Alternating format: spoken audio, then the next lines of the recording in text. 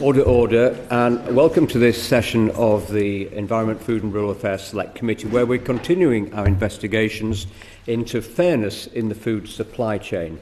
The purpose of the hearing is to look at the impact of food price inflation on supermarkets as well as consumers, to look at the relationship between food production costs, food prices and retail prices, and how structural relationships between food producers, manufacturers and retailers could be improved.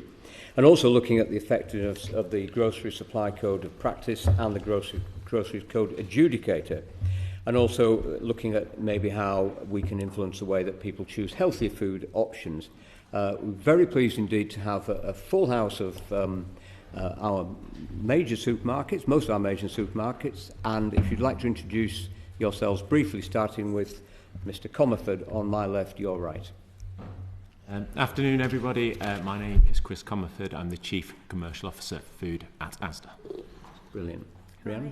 I'm Rhian Bartlett, Chief Commercial Officer for Food at Sainsbury's. We're a UK-based supermarket with 1,400 shops and 148,000 colleagues. Brilliant. Hi, my name's Don Morrey and I'm the Commercial Director for Fresh Food at Tesco. Thank you. Charlotte?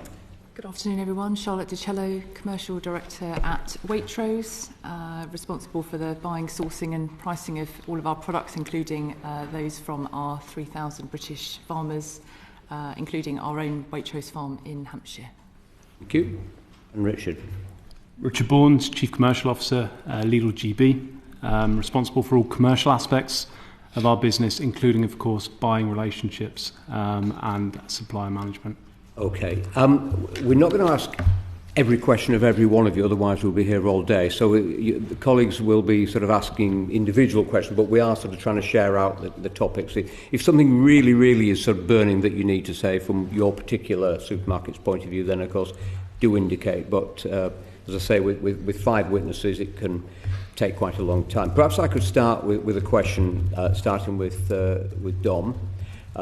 Now, producers have reported significant increases in the cost of production in recent years. As a farmer myself, I can well remember having to pay 3 times the price of fertiliser compared to the previous year.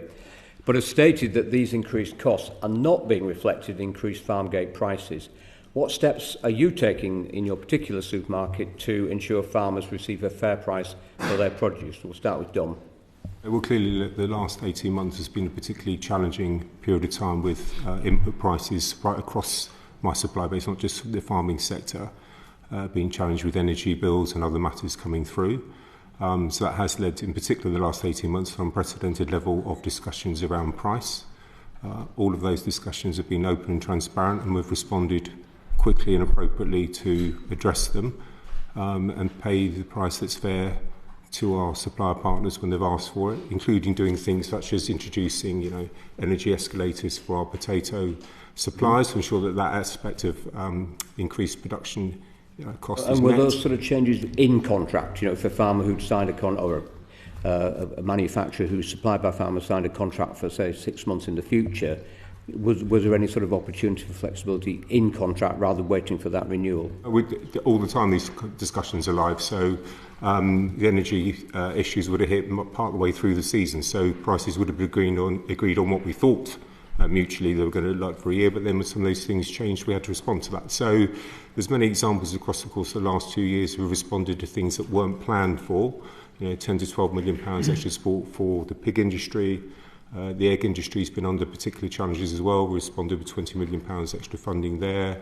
And then we have models as well with people like our Tesco Sustainable Dairy Group, where we pay a price which is market production, but then we pay extra on top of that to reflect those costs. So what I would say is that the challenges around the pricing input that's been felt right across retail, right across the supply base, is something we've had to respond to in real time as it's come up during the course of the last 18 months in particular. Gladly now we're past that phase of peak inflation and those prices now starting to ease, but certainly in the last 18 months it would have been a very dynamic environment.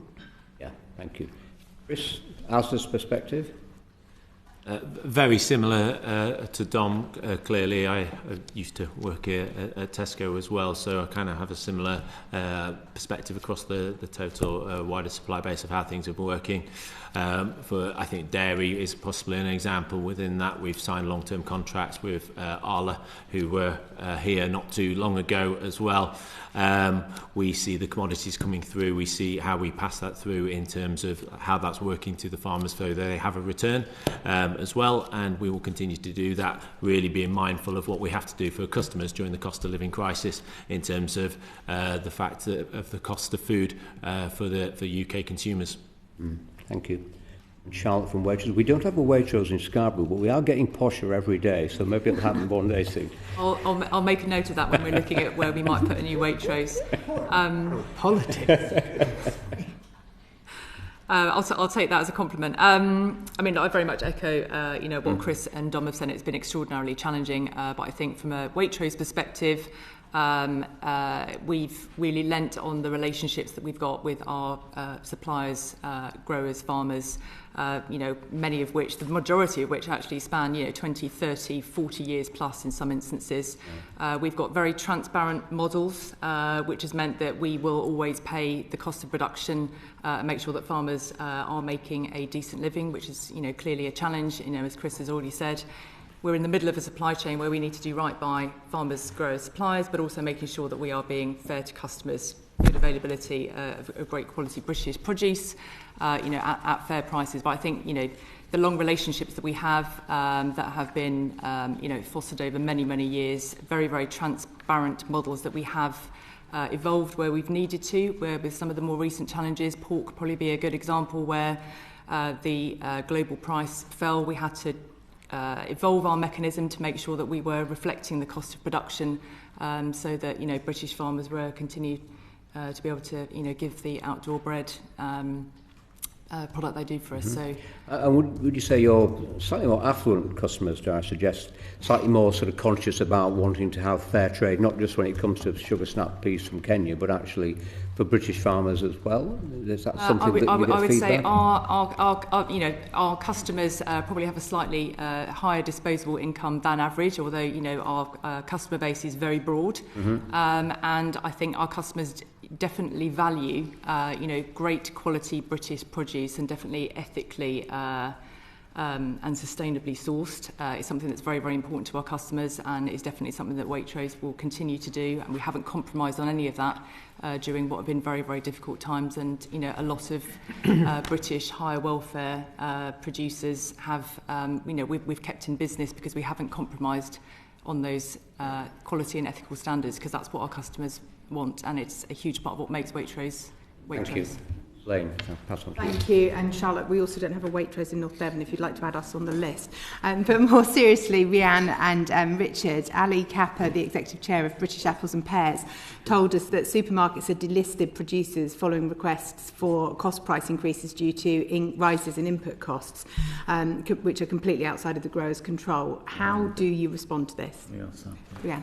I can start there. So we're proud to be the biggest retailer of British apples and pears in the UK, and so we've worked super closely with our supplier base for many decades, and we do have models, rather as Charlotte describes, that reflect the real costs of growing fruit and also the yields that come off that. So there was a massive yield last year, there was a much reduced one this year, and we put through cost price increases ahead of the season to give the certainty to farmers. So we do try and partner very closely to support our supplier base.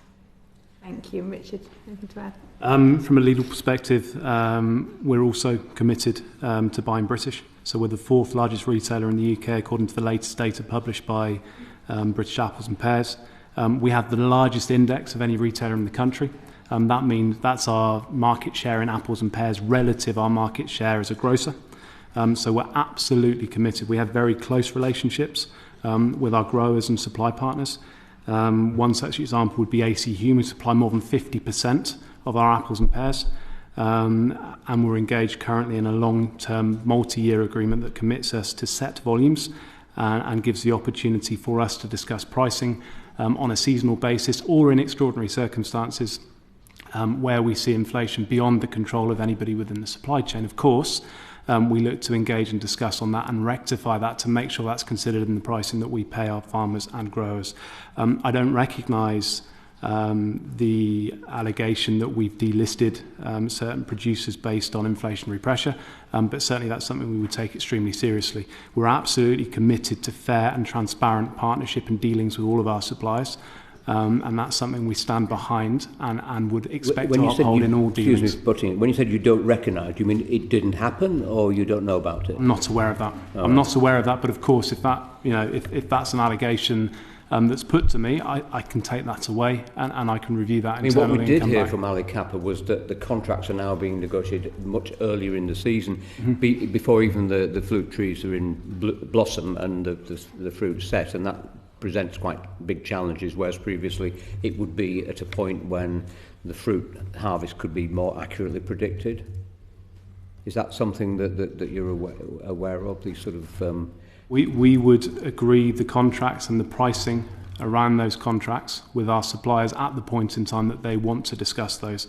So as with all of our discussions, agreements with all of our suppliers across all sectors, we would maintain an open dialogue to ensure that any concerns and challenges they have are considered and that we are discussing pricing and other matters at the right point in time for them. Sorry, back to you. Thank you.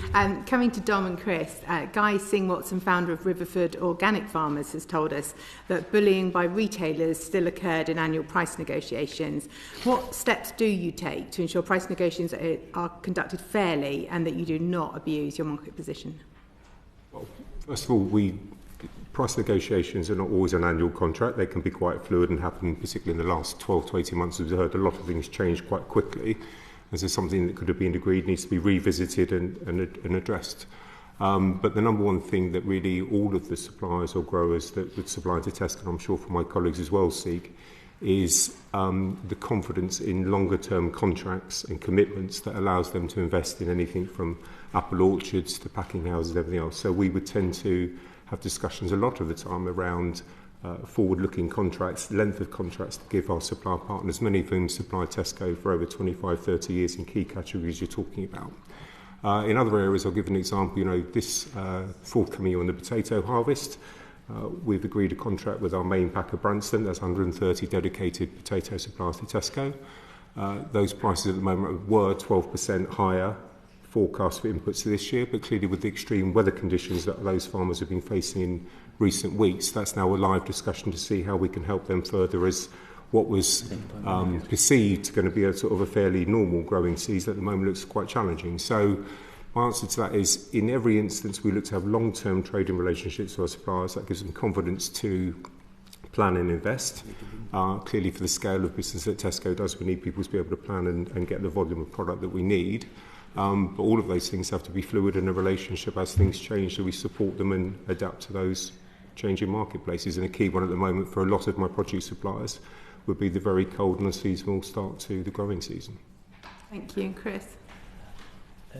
I won't duplicate what Dom said, but I think you have to also be clear that we have a very effective and active regulator in terms of the GCA and the Grocery Code Adjudicator. He speaks to us at an exec level frequently. We meet with him. All of our suppliers know how to get hold of him as well. And I think that is, we would take any allegation of bullying and things like that in terms of the negotiation very seriously. He laid out 7 golden rules towards the back end of 2022. Personally, we took all of our buyers through training, as you would do, and we asserted it during 2023. So we would take anything of that nature extremely seriously. Thank you. And moving on, Richard, last week farming unions called for supermarkets to display greater flexibility on product specifications due to the recent poor weather, amongst other requests. How do you plan to help producers mitigate the effects of poor weather? I'm in complete agreement with the approach. That's one of a number of measures that we've taken as a retailer to support the sector. We've amended specifications for potatoes, for parsnips, for carrots, for sweets, amongst other things, in order to enable our producers to maintain their avenue to market We don't sell wonky fruit lines. That's a broadening of a specification within a standard range of product. And that's normally around appearance, shape and size of the product. So we've been absolutely supportive. We're absolutely behind that, and we would continue to adopt that strategy going forwards. I would say this is not the first instance of us recognising challenges within the sector. Back in 2022 and 2023, we were very active in working together with our suppliers to come to similar compromises around specifications to ensure that we could keep stock on shelf, maintain that avenue to market for producers, and reflect some of the challenges they were facing. Thank you. And Kris, the same question. I think Richard's answered it very, very well. It's always a fine balance, right, between availability on the shelf, what customers are prepared to buy, and clearly a waste challenge as well. So where I think the constant dialogue that you have with the growers as you go through seasons, and certainly as you look towards seasons ahead, mean that you have to be quite flexible. It has been disproportionately wet, as we can all attest to, over the last 12 months, and that clearly has an impact in terms of the growing conditions in the UK. Thank you. And Dom, is there anything you'd like to add from Tesco perspective? I think my colleagues have covered it off very well. It's not an uncommon practice at the moment. The weather might be quite extreme, but 2 Christmases ago, if you remember, it snowed very heavily in the run. It was very, very cold. We had to respond at that time to agree to smaller size sprouts, because that was the way to get the quantity of product that we needed. So these are real world challenges faced by growers, and I think we all face into that quite regularly.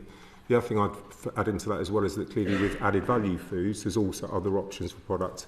If it's not necessarily to size or specification that you'd sell in a produce environment, it can go into things to make added value products. So potatoes, for instance, with skin finish can easily go into mashed potato products. So we would work across our supply base to ensure the fullest use of the crop that comes available as it's grown through whatever growing period conditions our suppliers are facing.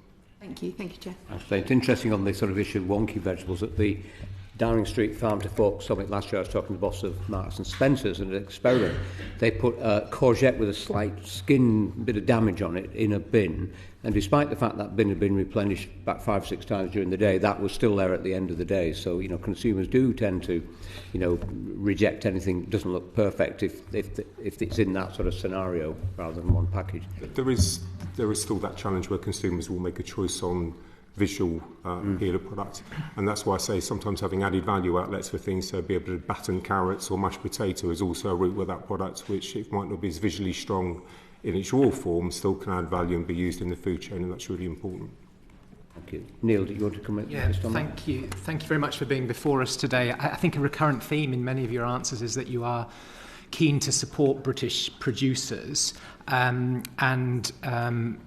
I think many of you, if not all of you, have signed up to the Buy British button, which is that cross-party campaign led by our colleague Dr. Luke Evans. I think over 120 MPs and have signed that letter in terms of having a button on your online presence. Are you all involved in that, if you've got an online presence yet? It's gone live in the Asda, are you? No, so you will have to search, unfortunately, in terms of our website. So you have to type it into the search engine in terms of the word British, and then it all comes up relative to having a button on the website. Would that be something that you could move towards to join the rest of the team? Yes, it's certainly something we would want to be doing. We're going through an IT change at this moment in time, and therefore it's reducing some of the functionality on our platform. So that's the rationale behind it, unfortunately. Just further to that, in terms of supporting UK producers and in terms of seasonality, and customers want to be able to access fruit and veg through the year, and so there's certain times of the year that we will need to import things. But when that comes into the UK growing season, I'm going to come to you, Dom, first, I guess, with Tesco's. When we're now into, say, the asparagus season, and still in Tesco's you have asparagus tips from Mexico when we've got fresh asparagus in the UK. So how do you square that circle in terms of continuity of supply, but really trying to support local UK producers that our customers, your customers, want to support? How do you square that circle? Okay, so I think Tesco's fully committed to buying British where we can do. Clearly, areas like salads and veg that is easier than, say, fruit. There are elements of the fruit category, pineapple, citrus, which wouldn't routinely grow in the United Kingdom. If you look at areas like veg, for instance, would be about 90% of our product would be UK sourced. In season, so June to October, we look to be 100% sourced on broccoli, cauliflower, iceberg beans, spinach, etc. Longer British foods like kale, leeks, etc. That would all be. So our focus is always to have British sourced product when it is available and when it's in season. On asparagus, the UK asparagus season started for us in the last 2 weeks. I'm very pleased to report it's off to good sales. The challenge has been, if I'm honest with you, where that weather has also impacted, is mean that the level of availability, sadly, for the asparagus growers isn't quite there yet. So I'm hoping that will recover quite quickly with the weather finally showing signs of being warm in the next week to 10 days. But we would 100% be committed that if it is in the UK season and it's been grown, our first priority is to have everything 100% British sourced. Would that be the same for everyone, that you're for the benefit of doubt for the people watching this, that where possible you will try and access local food? Is that a recurrent theme? Being British, absolutely. Okay. Yes, 100%. Okay, thank you. Thank you, Chair. Thank you very much. Certainly the asparagus in my allotment is very slow to emerge this year. It's the cold, wet weather in North Yorkshire. Julian. Thank you, Chair. We've heard claims that there's often a disconnect between retailers and the strategic understanding of issues faced by growers. So, for example, such as labour challenges that we've been facing over the last 2 to 3 years, import costs, etc., which have already been touched on. And the disconnect is sort of around the understanding and behaviour of buyers operating on behalf of retailers as well. So, with that in mind, firstly, Rhian, do you want to touch on that, please, if you could?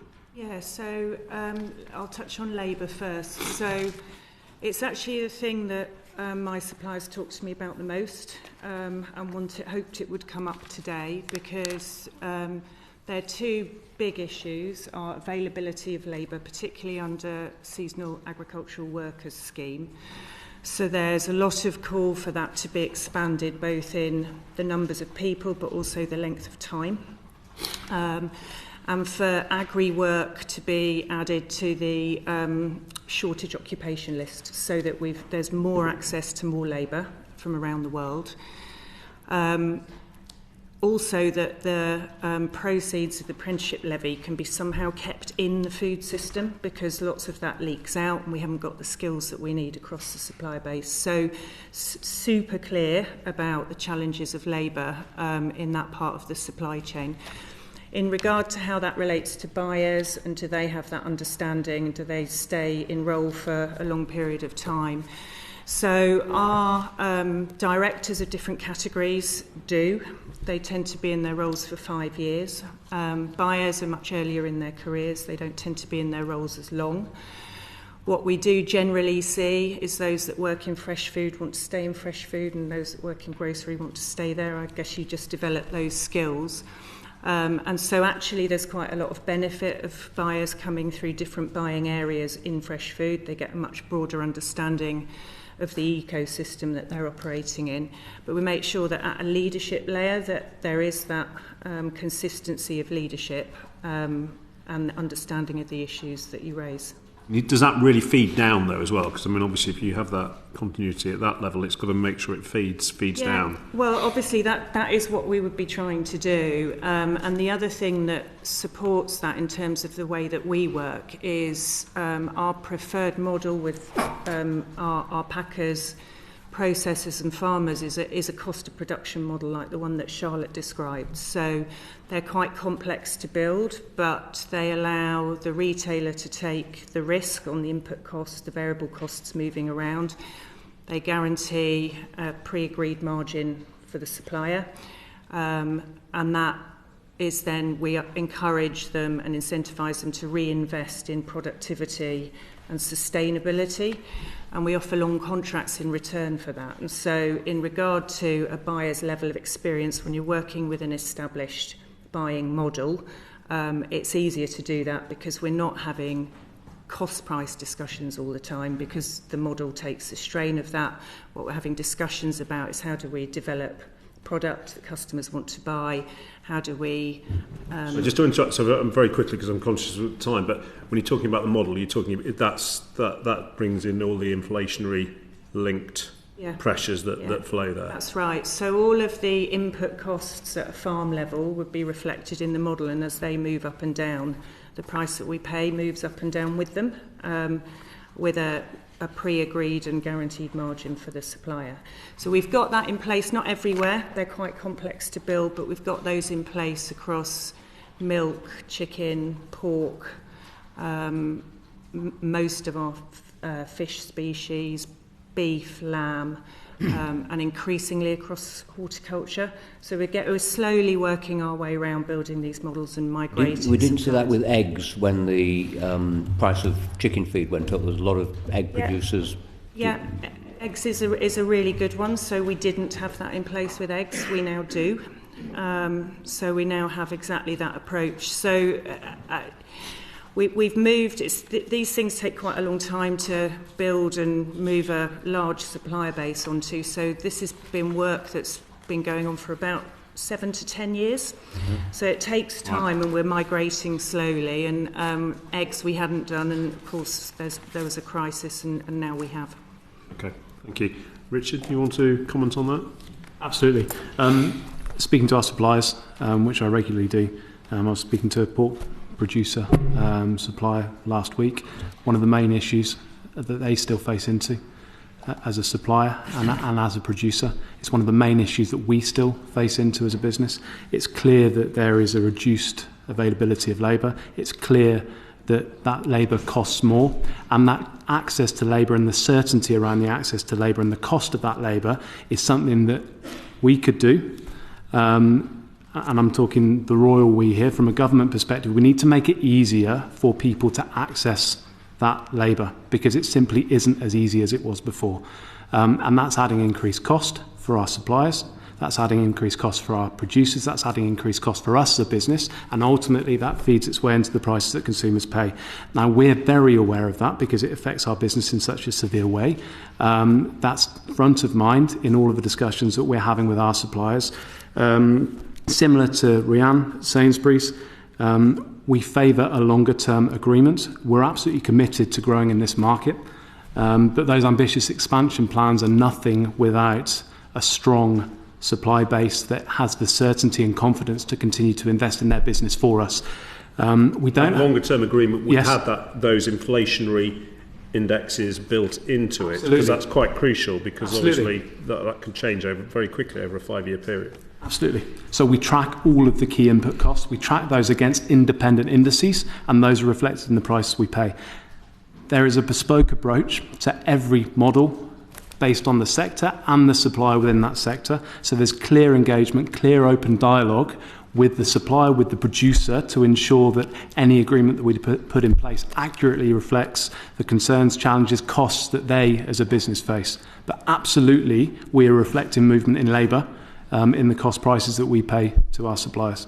Okay, thank you. You want me to go on to the Grocery Code Adjudicator, Chair? Yes, please. Yeah. Okay, so the Grocery Code Adjudicator has advised retailers to consider improving training for buyers to extend the period of time spent in particular product categories. I know you touched on the GSA already slightly, but what steps, if any, has your companies taken to implement this advice? So I'm going to come to Dom first, if I can. Okay, so I think in terms of, there's two things. First of all, on GSCOP and the ruling around that, we do regular training for all of our buying colleagues, regardless of what category they're working and what period of time they've stayed in an area. That contract will take place, that training will be face-to-face and also digital, and also a record kept, so I would know everyone in my buying team, including myself, has been through that training and has completed its satisfactory standards. So regardless of what area you work in or how long you're there, the importance of GSCOP, its principles and how we train people is inherent in every category. Increasingly within Tesco, the nature of a retail business will be that people will look to progress and move around from category to category. We normally try and approach it that people would stay for a minimum of 2 years in an area. And clearly, though, if you look at someone like my produce category, I've got a blend in there. So I've got people who have been there 2 or 3 years, some have done 5 or 6 years, some have done a lot longer and have only been in the produce side of business. So I think there's a blend to it. I think we do definitely look to keep buyers there 2 years. I personally still feel that in a produce world where you need to see the seasons through in terms of UK imported and then different challenges year on year, being 3 or 4 years in those type of areas is probably more advantageous than you can probably do a bit less in a sort of a heavily branded or packaged area. But as I say, regardless of the length of time somebody serves, everybody would be trained around the code, what its principles are, what its application is, and what their duties are to uphold within it. Okay. Kris? Asda has a slightly more vertically integrated model than some of our other competitors. So, for example, we run a business called IPL. We have 8 manufacturing and producing sites in the UK. Actually, to Dom's point, it's actually on fruit and veg, which is where I was a buyer for 7 years. 20 years ago or so now, but also so to understand and those long the longevity of that relationship further down the supply chain, which had definitely helped with the understanding the seasons and truthfully getting out there and meeting and seeing growers and the situations. With regard to the GCA and the training, as I said, we reasserted the training programs for last year, and all of our buyers were trained both in terms of modules and e-learning and physical now by about November of 2023. Thank you. Charlotte, would you like to? I think the principle of fairness, which runs through, GSCOP, I think also runs through the John Lewis Partnership as well. It's kind of inbuilt in our constitution, and I think underpins why we have such long, trusted relationship with so many of our produce and agriculture suppliers in particular. I think in response to what has been a very challenging period of time with a heightened number of cost price negotiations as a result of all the inflation that we've seen.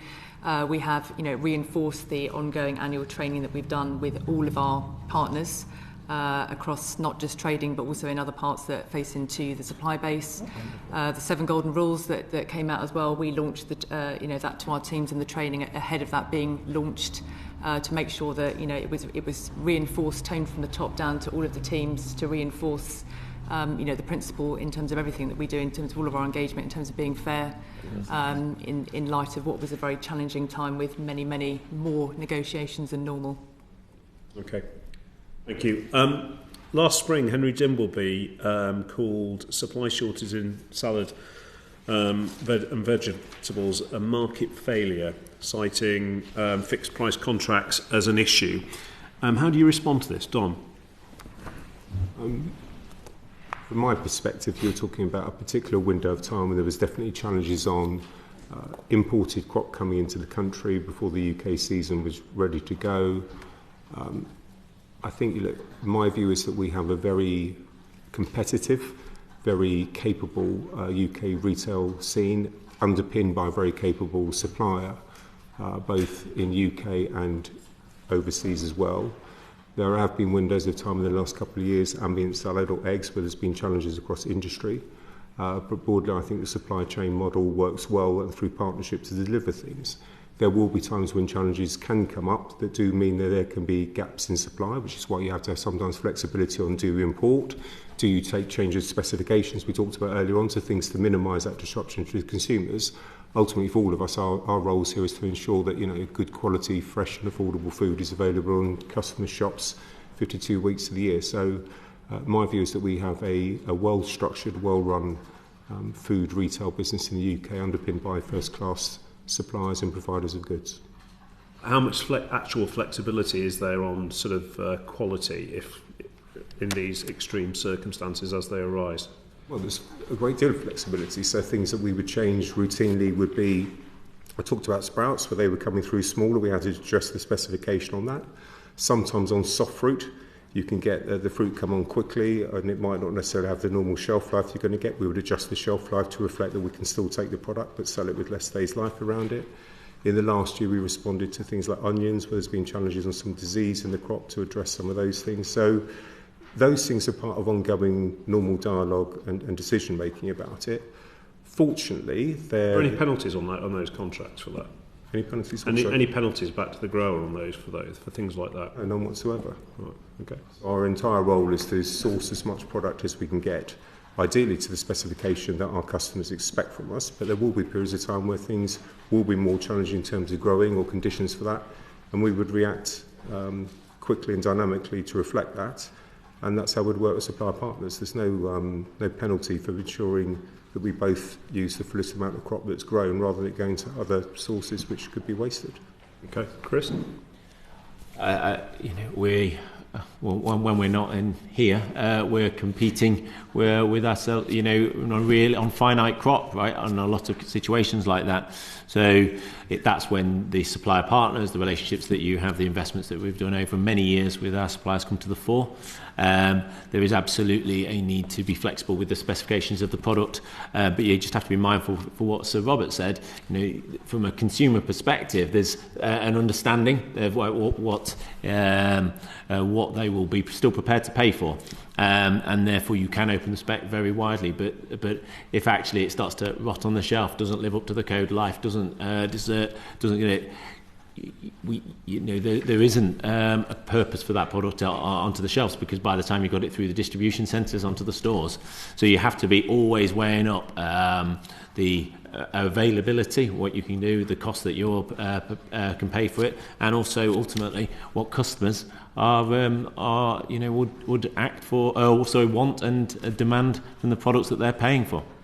Okay, Rhian?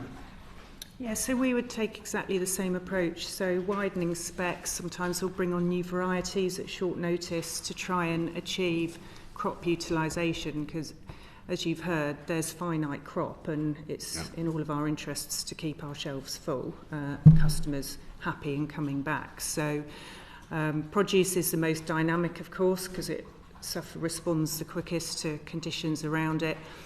It would be more stable in, say, protein. There doesn't need to be quite the level of adjustment to specifications, because it's more controllable.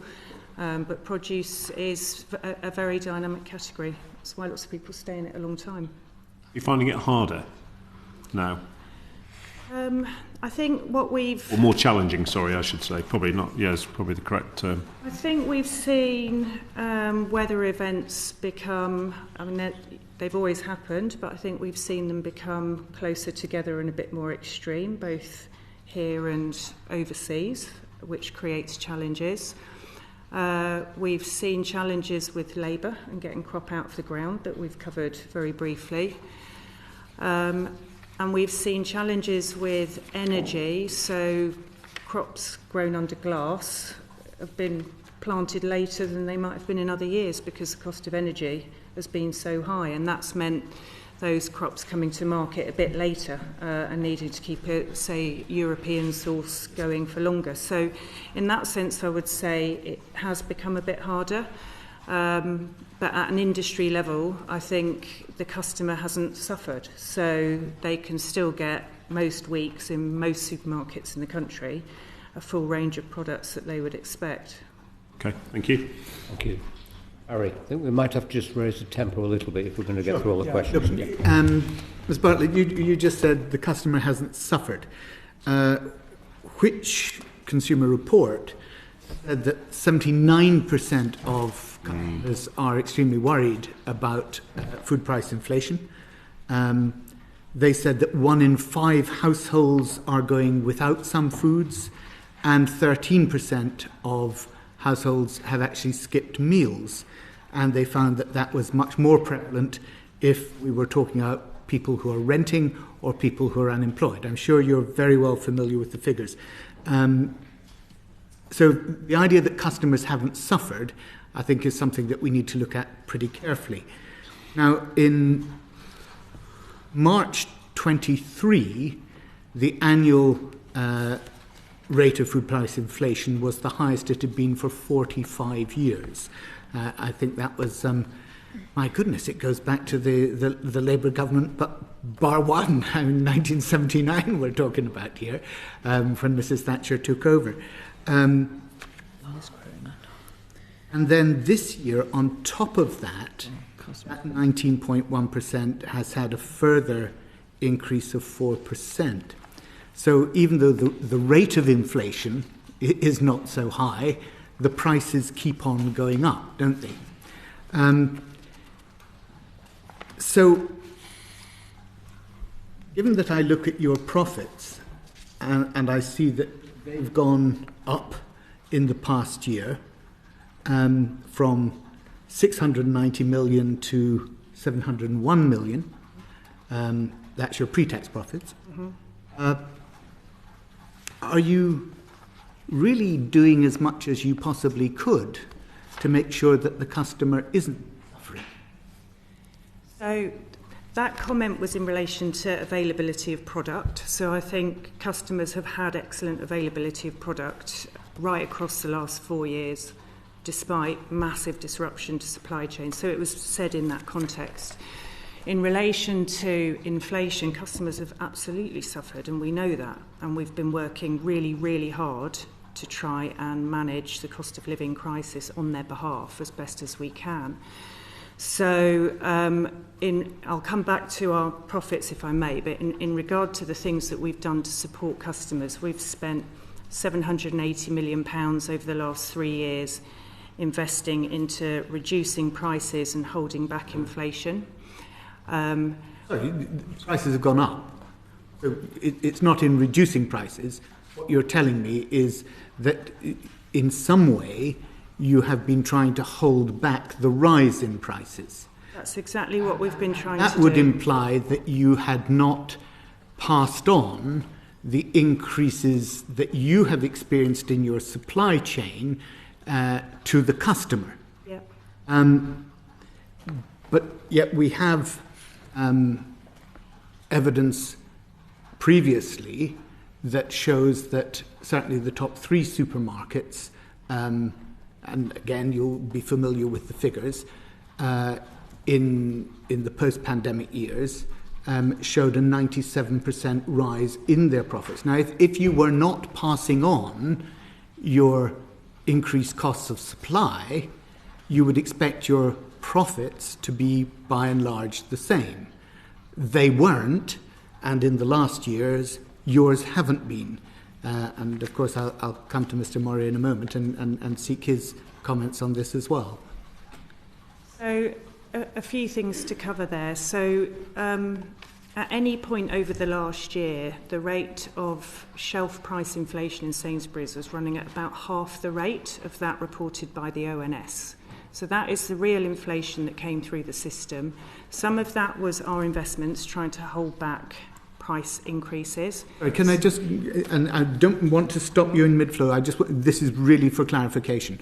When you say that it was half the rate of the ONS was looking at retail costs, is that correct, rather than your supply chain costs?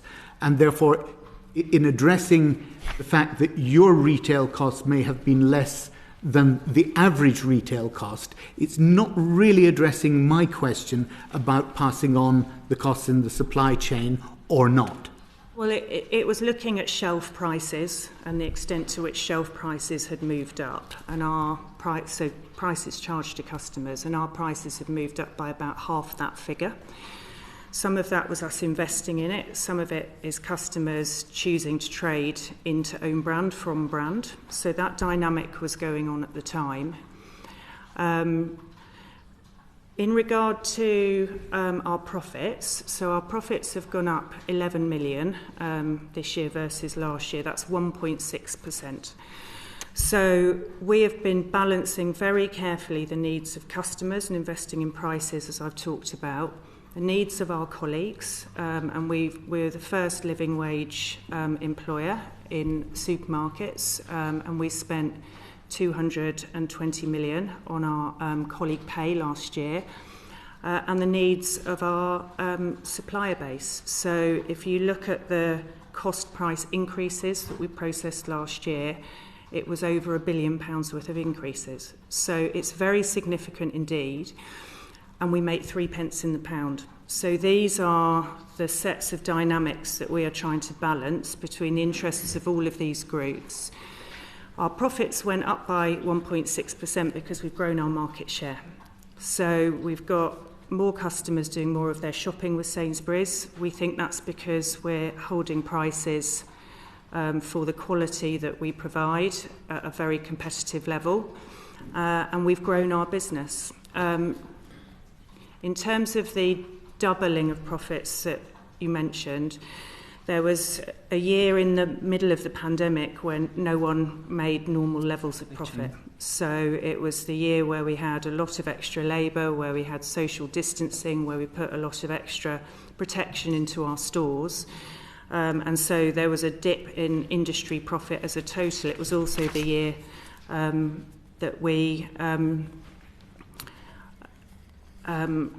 worked very closely with the government to make sure that we didn't take any unnecessary aid from them.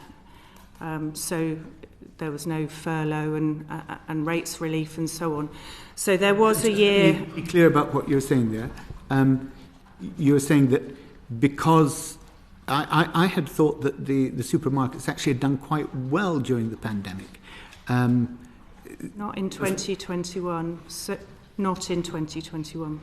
What was the drop in your profits in 20 to 21? It was the cost of running the operation. No, I said, what was the drop in your profitability? So we went from... it was to 533 million against a run rate of about 700 over the last 4 or 5 years. Right. So you're back to where you were, but after the 533 drop.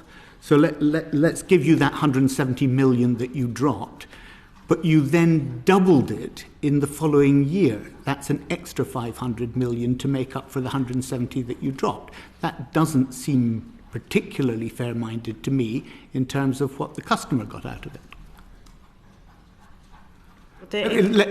I don't want to just focus on Sainsbury's, so I'm not trying to pick on Sainsbury's in particular. I just want to try and get to what's actually happening here. So if I can move on to Tesco, Mr. Morrey, because you have seen a very large rise in profitability this year, 2.3 billion, up from the previous year by 882 million. Is there more you could be doing to help customers? The 79% of customers who are worried about putting food on the table?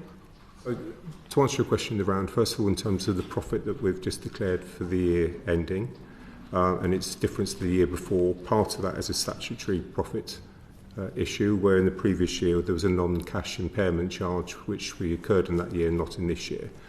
To answer your question directly on profits...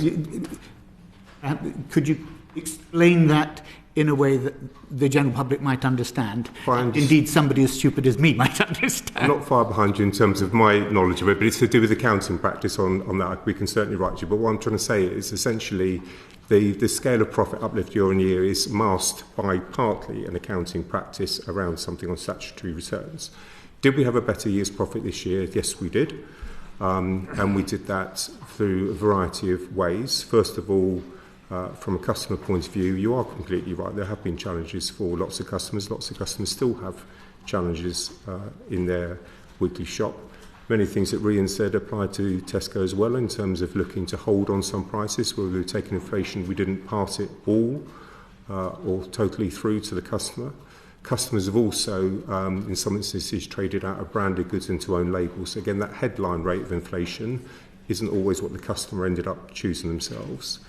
In the last year as well, as inflation has abated, and if I talk about fresh food, which area I'm responsible for, last week inflation in that area was 0.8% versus the same period last year. But there are categories within that which were deflationary last week, and where they are deflationary, we've passed those prices back to our customers. So we're starting, thankfully, to see some of those extreme inflationary periods abate and go back. We've reduced prices on over 4,000 items in the last year by an average of 12%. So where we're able to, we're quickly looking to move those prices back down. Is that not because your suppliers have, your supply chain costs have been reduced as well? Of course they are. So when supply chain costs go up, we have to work to give a fair return back to our supplier partners, and then we have to take a view in a very competitive market what we can price and pass on, and some things we'll absorb. And similarly, when a market comes back down, we'll also do some activity as well. Much of the talk you've heard from myself and others around the panel today on models and way of operating do mean from a supplier point of view, they're transparent and clear that when there are pressures on things and things have to be passed on, we work to do so. And clearly when those start to unwind, fortunately now things like energy is starting to abate, and we would work in the other way around that.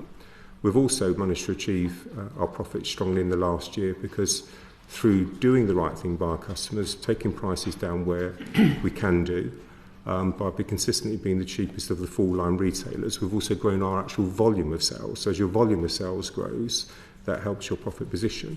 In addition to that, obviously, we've talked quite extensively about what we did for suppliers in that period of time. So there are several instances where we've passed additional money on to supply bases to help them face some of the challenges they had. And then finally, obviously, the third part of that equation is what we do for colleagues in that period of time as well. So our job is to balance all the stakeholders when it comes to profitability by doing the right thing. But be very clear, you know, what the customer feels and what the customer needs is always at the forefront of what we do. And a large part of my job is therefore to work with supplier partners to understand how we best support customers through that. Well, my question to you was, given that you have made 2.3 billion in profit this year, isn't there more that you could be doing for your customers to reduce those costs? There's always more that we can do to support customers, and that's the number one focus we have. The most important thing is, you know, from our point of view, is growing sales sustainably. You know, we have over 750 lines in things like Aldi Price Match. We're extending further into low everyday prices for things.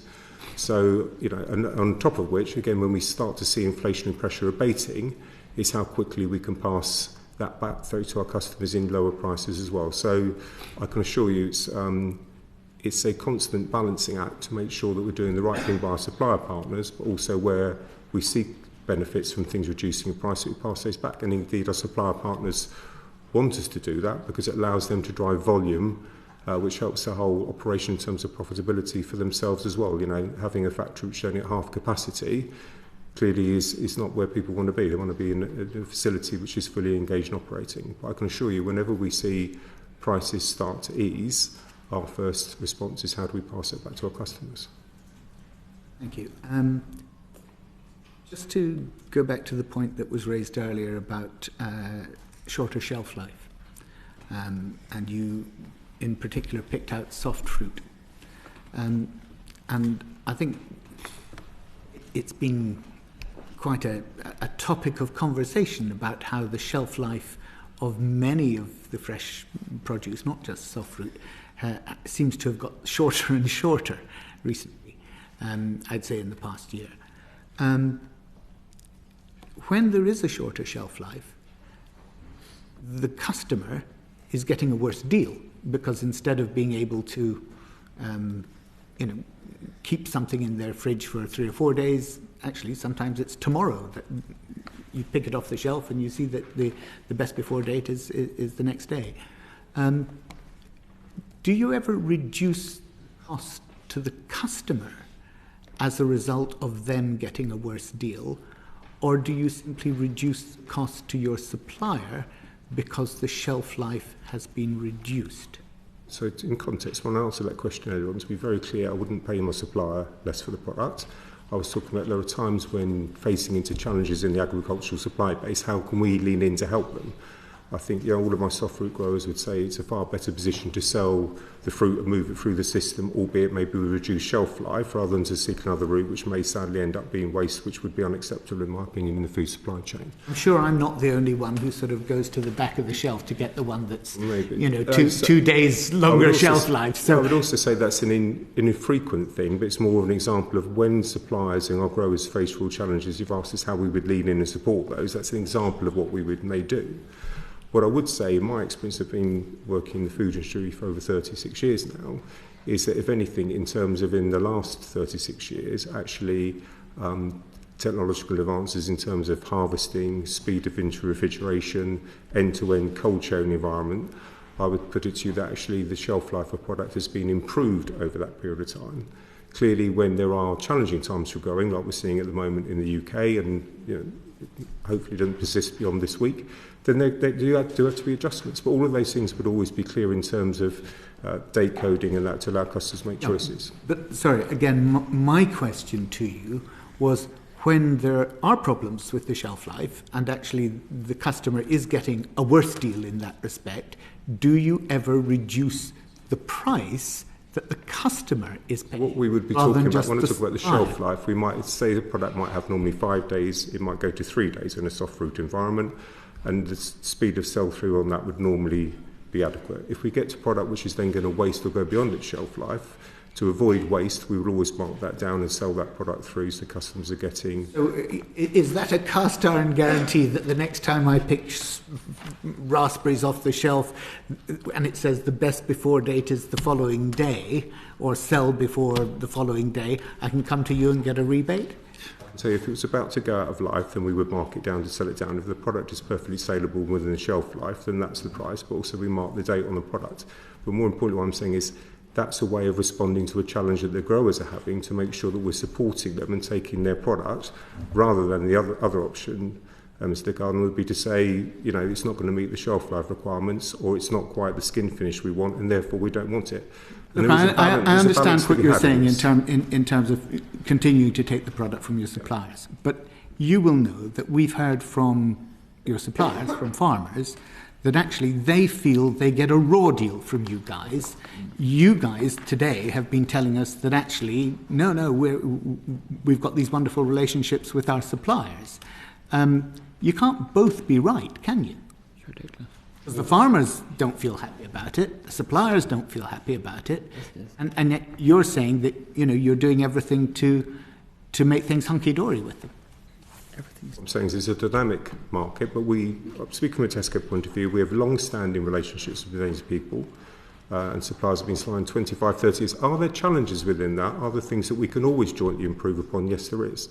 So yesterday my team was with part of the fruit supply base and looking at some of the challenges that have been flagged at previous committee meetings to see what we can do to lean in further. So there's always more that we can do, but we always start with, I think one of the panel mentioned earlier on, this is a very competitive market to get good quality products readily available, and the only way that someone like Tesco is going to do that is by having good relationships with people and paying them a fair price for their products. Well, we'll continue to make recommendations to make sure you do. Thanks very much. Thank you very much, Barry. Just a real quick supplement. Ian, do you want to just come in quickly? Really quick, yeah. Just a question for all, really, and anyone please answer. We've heard about the profits being made by supermarkets. So this week, the BBC reported on a huge rise in shoplifting, highest number of offences since records began. Do any of you think that there is a link between the unaffordability of food for many in this cost of living crisis would drive some people to take actions they would never dreamt of doing? And for instance, we've got the Food Foundation saying 1 in 4 mothers are unable to afford baby formula milk. We've all seen horrific pictures of baby formula milk in security cases. Do we need to be thinking about price controls on essential items like baby formula milk? Anyone want to take that question? Well, I can take the question. So the level of shoplifting is at all-time highs. More worrying is that violence and aggression to shop workers is at all-time highs. So we're very concerned about that, and we've been working... Do you think there's a link between the unaffordability of food to the shoplifting? We do see over, multiple decades that shoplifting moves up and down with economic progress. So there's definitely a link there. I would say so at an economic level, as people feel under more financial pressure. With regards to essential items, where we've got 1 in 4 mothers potentially unable to afford baby formula milk, is it time to think about price caps on essential items? Well, the CMA is looking at infant formula now, so I think we'd wait and see what they recommended. Okay. Yeah, I mean, certainly we've got a Sainsbury's in Scarborough where the manager tells me they have a big problem with shoplifting, but it's not formula milk, it's vodka that they're getting stolen, and they've had to ban some customers from going in the shop at all because of the issue, and they feel very vulnerable as shopkeepers. I know government's taken steps to make the Food Foundation deny like vodka chair, it was baby formula milk. Yeah. Okay, thank you. We're going to have to get through the questions reasonably quickly if we're going to finish at 4:30, so we've got about 10 minutes per section, Cheryl, if possible. Short, snappy questions, Chairman, and short, snappy answers, please. So which has found that many shoppers are experiencing shrinkflation. And Dominic, I'm going to come to you with this one first. For example, pack sizes of Maris Piper potatoes have reduced from 2.5 kilograms to 2 kilograms without a reduction in price. Why have you reduced pack sizes, and what impact does this have on customers and producers? Well, I think in terms of the subject you're referring to, there can be routine changes to products for a variety of reasons. I think which would have touched upon the Tesco product, and it was a finest pork sausage. It went from 97% pork to 90% pork. The reason we made that change was our customers told us that actually it wasn't eating as well as competitors' products. We re-benchmarked it and we moved that product down. It's clearly labelled. What about pack sizes? On pack sizes, in potatoes, it's not uncommon. They're always sold in kilo, 1.5 kilo, 2 kilo, 5 kilos. There'll be different times of year if there's an abundance of crop that some products will be sold at a lower weight and higher weights around it. Things I also talked about things of soft fruit. If you get a tight time of the season, you may reduce the pack size of the strawberries you have because there's a finite amount. You don't reduce the price? Well, because you're reflecting the input cost price. The price isn't reduced proportionately? The price would either hold to reflect it's an increased price because it's short in crop, or it would drop down. The other thing as well is all of those weights would be clear upon the packs. We're not hiding the weights, they're clear and transparent around that. And clearly also at shelf edge would do the unit pricing, which make it clear on the price per gram. So on weights to do with produce, it's not uncommon, and has actually gone on for many years, that those weights can flex up and down to reflect seasonality around that, but we would call it out clearly at the shelf edge to do so. I said other areas there can be changes to formulation, could be in things like health, where we might have reduced calories in something or taken fat out to address it, or indeed where we've actually made a product better, like the product that Which touched upon, but again we would clearly label that in terms of back of pack. Thank you. I am very aware that the chairman set me a challenge, so I need to keep meeting that. So, Kris, I'm going to come to you next. At Asda, and this isn't soft fruits or anything that is perishable, at Asda, Bisto Best chicken gravy granules have been reduced from 250 grams to 230 grams, 8%, without a reduction in price. Why aren't you doing more to inform customers when package sizes have been reduced? So that's a brand, as you will know, and therefore the pence per unit will be changed on the shelf edge label. It will be the brand that chooses the pack size, whereas it's an own brand product where it will be Asda branded gravy or stocks or sauces in that case, where we would decide upon the pack size as well as therefore the price. If you look back on in 2023, across the 10,000 roughly own brand Asda branded products, 99.5% of the products, so there was 53 out of that 10,000, decreased in weight. The rest didn't change. Clearly, the example you've put forward is a branded one, and it's part of our ongoing branded conversation, which we have with our branded suppliers on a frequent basis. Okay, and Charlotte, I am going to come to you next. We've heard that it is not just the package size that is being reduced, but also the amount of valuable ingredients within products. So, to give you an example, the chicken in Waitrose butter chicken curry has been reduced from 47% to 41%. How have you communicated this reduced chicken volume to consumers, and how does it benefit them? So that particular example is one of less than 1% of changes that we have made. I think with that example, I think it just reinforces that we're always thinking about our customer. So value for money being one. In terms of your question of have we communicated it, that would have been communicated on the back of pack, that there would have been a very small decrease. The other thing I would add, again with customer first in mind, is that customers told us when we panelled that particular product that they actually preferred the changed recipe to the previous one. But we did communicate it, and customers did prefer that particular product after we made the changes. Okay, thank you. And so just to come to you again, Dominic, this time, similarly, which reports that the proportion of beef in Tesco's beef lasagna, 1.5 kilograms, has been reduced from 23% to 19%.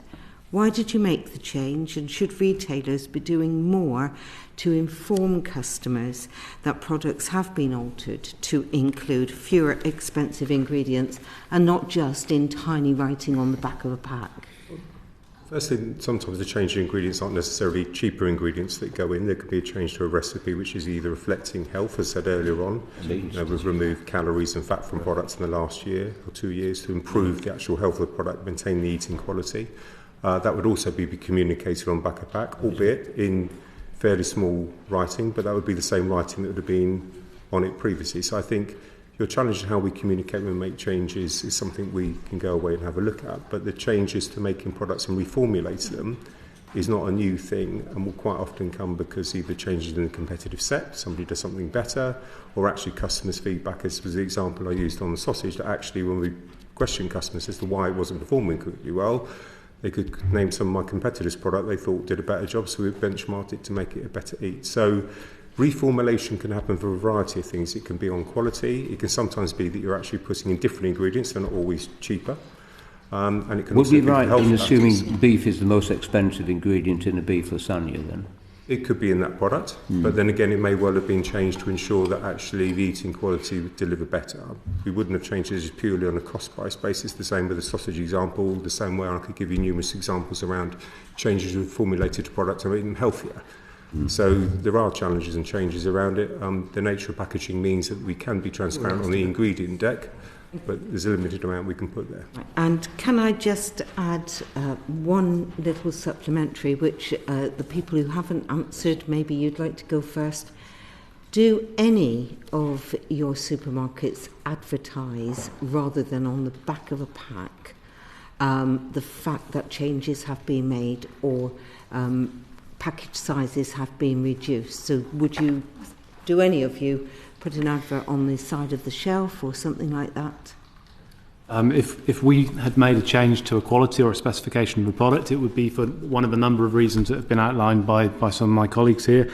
That would be benchmarking versus the market, it would be customer feedback, it would be change in health requirements and wanting to improve the product. But if we had changed it, we would clearly communicate that on pack. So we would put new improved quality on a product. As a rule, as a retailer, we do not practice shrinkflation. Our business model actually is very different to all of our counterparts here today. 90% of our range is own label, only 10% is branded. So we have more control over our range as a whole to determine the quality, the pack weight, the retail pricing, all elements. The 10% branded we have in our range, we have the same challenges as anybody else in this room, in that we would not dictate the weight, the quality, the price of the product. But I think it's important for this room to point out the differences between our model and those of everybody else.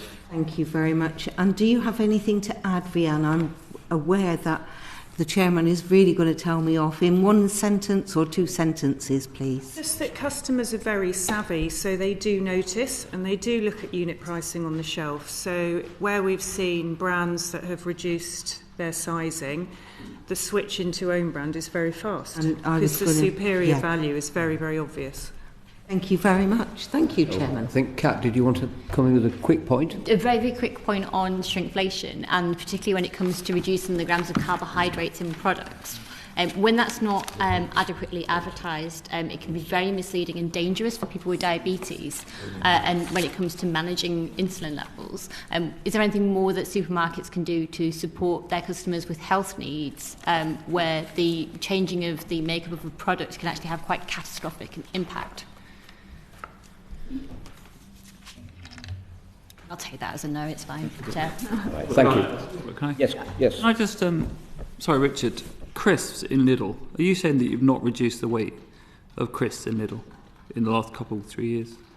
Do you have if there's a specific example you'd like me to take away and have a look at, I'm absolutely happy to do so. Okay, I would suggest that they've gone from 25 grams to 18 grams in some of your, is it Snacktastic? Fantastic is the own label. Oh, you know, glad to see you shop with us. My wife does. She was very concerned about the fact that they just weren't worth buying anymore. But I just was shocked because you said that's not your practice, and I'm pretty sure that it is on some of your own brands, the shrinkflation. Every decision we make in relation to our range is based on our independent analysis of the market, the competitive set. If we did amend the makeup of any product, the weight of any product, we would clearly communicate to customers at shelf edge the retail price of that product. I was just challenging your point about that you didn't reduce the quantity, the size, the weight. Sorry, but thanks for that, Robert. Thank you very much indeed, Rosie.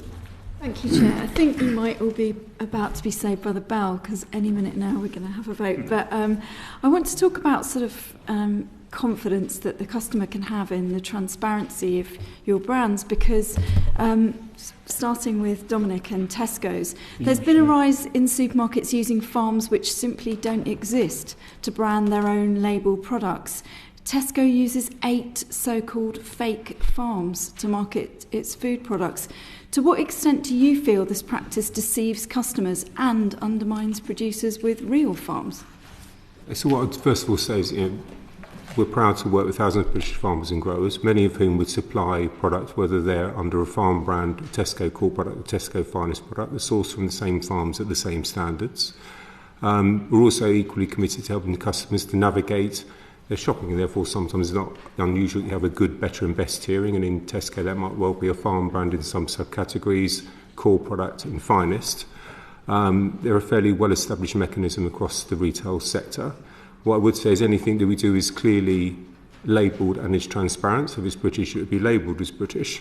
And to put it into some form of context for you, if you went into one of our regular sized stores, we'd stock 25,000 SKUs, of which 52 could be what you would call a farm brand. So we do have them. They come from the same growers and packers that we're proud to serve as our finest or core product, and they are labelled and clear in branch as to what they are.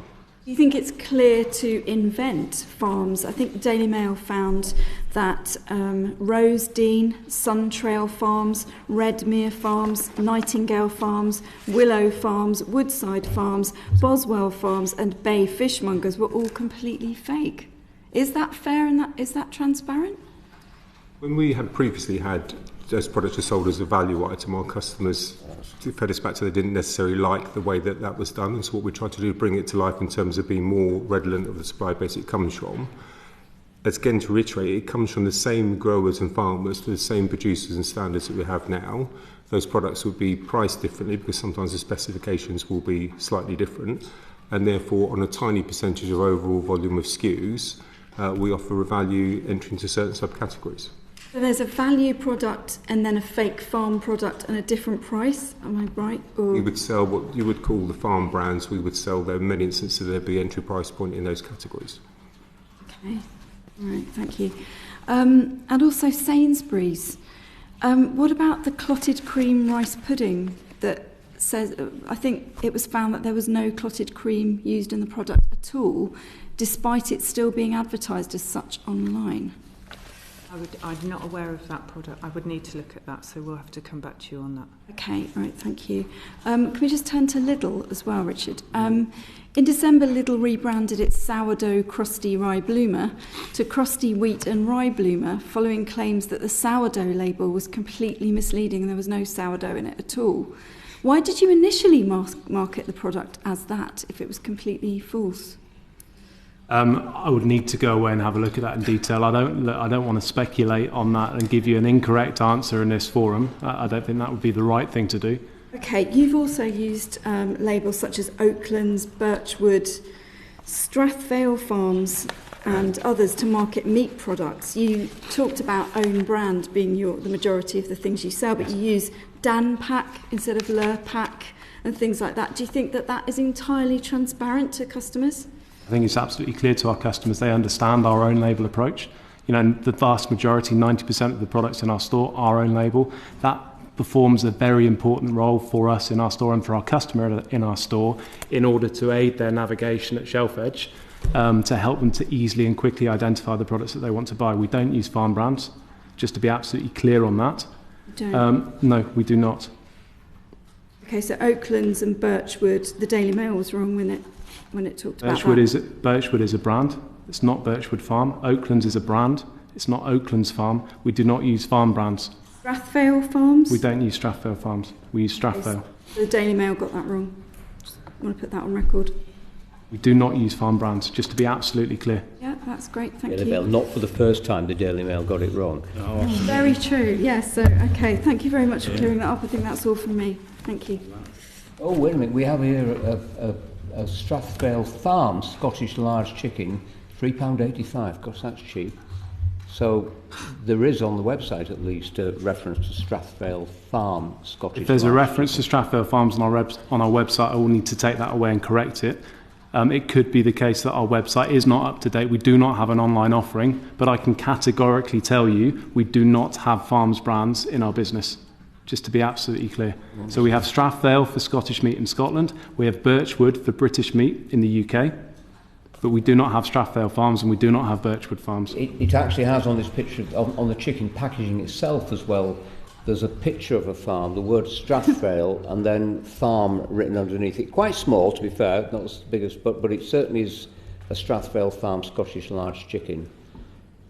And okay. It says we need, but it does say they are reared with care by Scottish farmers, plural.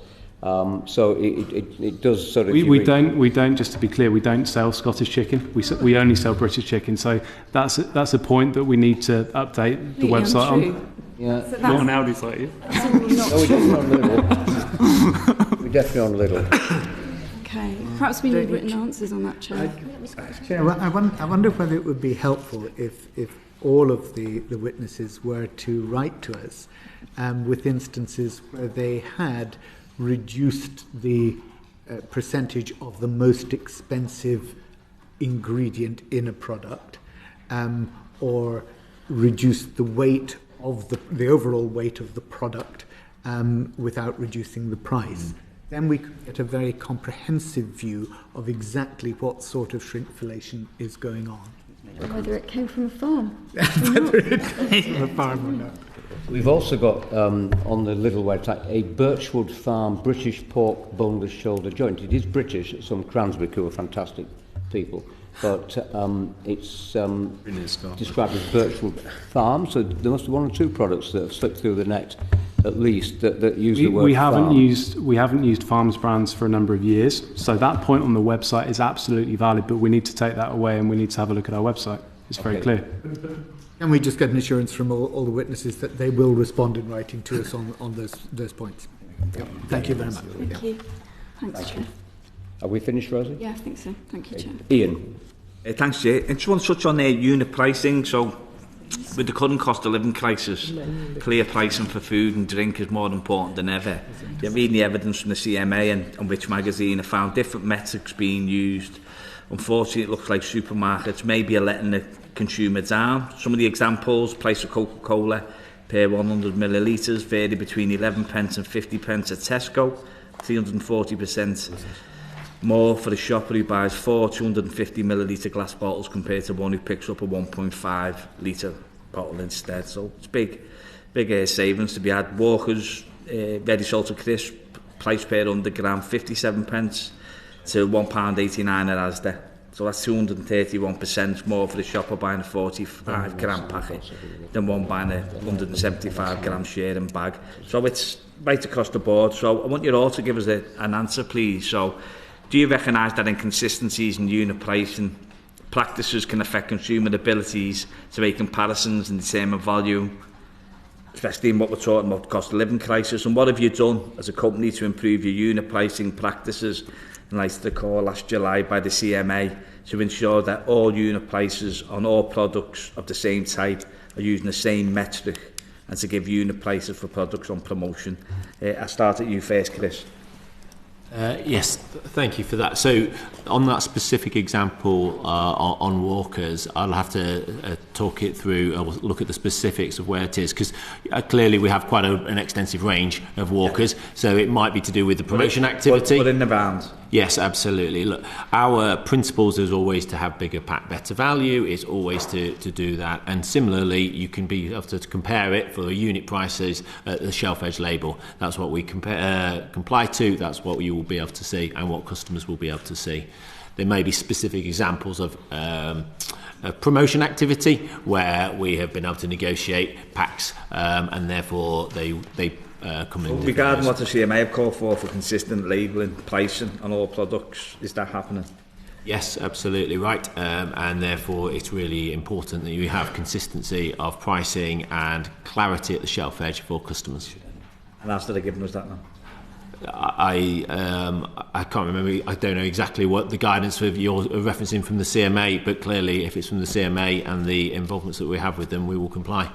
Yeah. So all the products we sell, the CMA found we were displaying unit pricing, so whether that was on nectar prices or base prices. We sell 30,000 products. There are about 400 that weren't clear enough, so the denominator, the unit, was inconsistent, so we'd selected kilo when gram would have been more appropriate. So we've cleaned all of those up. We've managed to put some extra checks in the system that sort of stops someone selecting something that's not very sensible when it prints on a ticket. So it's been a useful exercise and we think we're in really good shape. Okay, that's good. Dom?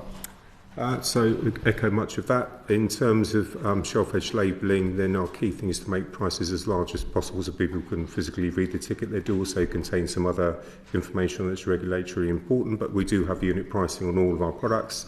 And specifically to your CMA point, yes, after the CMA raised some concerns previously around club card pricing, I can confirm we fully comply with the recommendations. How many products?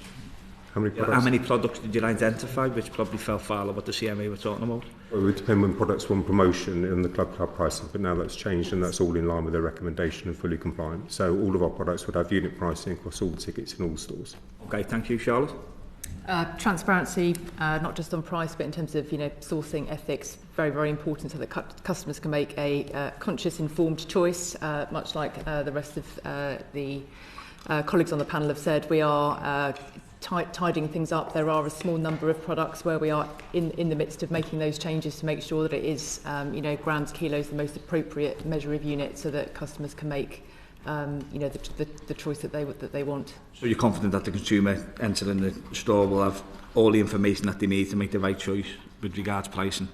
Pricing, and I also think in terms of our customers in particular, is value for money. So being really, really clear on the quality, the sourcing, the ethics of the product, as well as the price. So it's price and value, so it's value for values. So I think all of those things are important. Okay, thank you. Richard? I'm very confident that our customers in store have clarity at shelf edge in terms of price per pack and price per kilo or litre. We have a more limited range than any of my counterparts here at the table today, so only about 3,000 SKUs. Only 300 of those, roughly, are branded items, and we normally only have one of an A brand in the range. Similarly, for our own label range, in most categories we would have a single variant. Sometimes there are multiple pack weights, but the likelihood of confusion as a result of that more limited range and very clear shelf edge labelling is incredibly small. And what we've done in addition to that is we're at the final stages of a rollout of electronic shelf labelling. That's something that allows us to control the price we communicate to customers centrally, which avoids any chance for misticketing of items, which would be down to personal error at store level taking place. So we're very confident in the approach.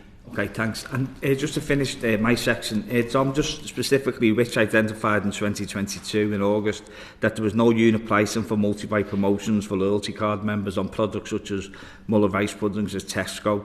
What steps have you taken to remove inconsistencies in pricing information for products being promoted to loyalty scheme members? So that was what I was referring to. The CMA regulation was undertaken, it's been fully implied. So yes, okay, that regulation came out, we've responded to that, it's now in place. All right, thanks very much. No problem. Thank you, Kat. Thank you, Chair. If I could start with you, Ms Bartlett, about Sainsbury's. I want to just ask a few questions about loyalty cards.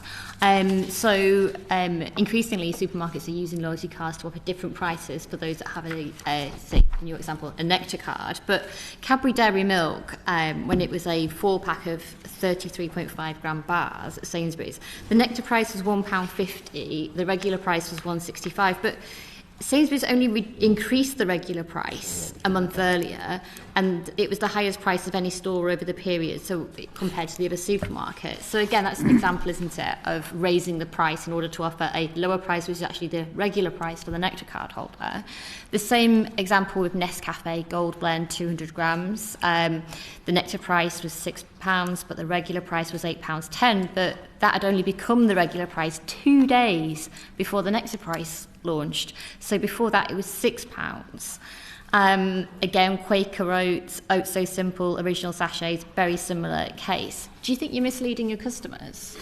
We absolutely don't mislead customers. So it's not in our interests to do that, and they would stop shopping with us very quickly if they felt that we were doing that. So I'm aware of some of these examples because they've been raised directly with us by Which. Yeah. And what they fail to acknowledge is that we've gone through a period, as we've discussed at this committee, of very high inflation. So base prices are moving up over time. We've talked about that a lot. That's been very painful for customers. It's been very painful for the industry. So we never put a price up in order to promote it, but prices have gone up over the last 18 months. That's undeniable, and we've talked a lot about the extent to which they have. 18% as reported by the ONS, and about half that level in Sainsbury's. So when we offer a promotion in Sainsbury's, it's a genuine promotion. We apply all the promotional rules to it, whether it's under Nectar or under any other form of discount or offer. We always have done that. But seriously, 2 days where the price increases and then suddenly the Nectar card offer is exactly what the price was 2 days ago. You can see why customers might look at that and feel a little bit misled. Yeah, I mean, the Nescafe one, the data was just wrong, I'm afraid. It just was incorrect. So we raised that at the time. Unfortunately, we've got a number of divisions, so we're going to have to pull stumps, I'm afraid. This is a very interesting issue, and I think we should probably write some and ask some detailed questions on these loyalty card schemes, because there seem to be a number of times when the price has gone up to make the loyalty price look competitive, even when it was the old price. So we also need to ask you a few questions about convenience stores, because they are more expensive, and to find out a little bit like that. I'm also interested to ask you some questions about home delivery and whether that's subsidising the people in store or the other way round, and whether that's something that might mean we're paying more in store because of the cost of delivery. And finally, a few questions on multi-buy promotions. But I'm sorry we've got these votes, which is going to sort of take away the last hour of the session, but we can't come back even at 5 o'clock because the another event we're going to. So thank you very much indeed for your evidence. Much appreciate your time. Order. The proceeding has ended.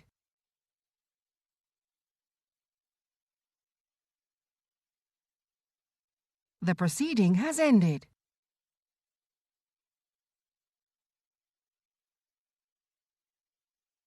The proceeding has ended.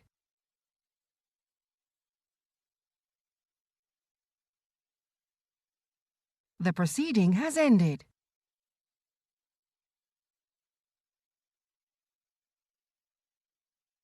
The proceeding has ended.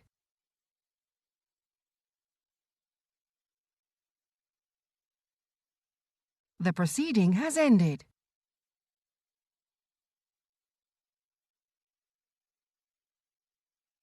The proceeding has ended.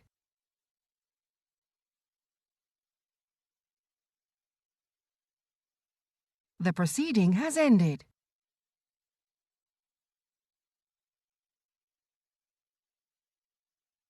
The proceeding has ended.